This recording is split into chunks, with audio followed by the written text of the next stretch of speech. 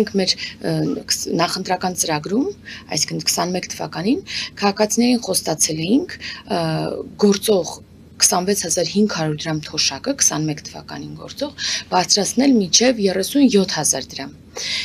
Մենք այսօրվա դրությամբ համարյա հասել ենք մեր խոստումին, որտեղ 36000 դրամ է մինիմալ թոշակը։ Ուզում եմ նաև հիշեցնել, որ մենք նաև թոշակը բարձրացրել ենք 18-ից հետո, մինչև 21 թվականը, որտեղ երբ որ մենք ենք ստանձնել իշխանությունը 18 թվականի հեղափոխությունից հետո, թոշակը եղել է 16000 դրամ։ Հիմա հասել ենք 36000 դրամին։ Հիմա, քանի որ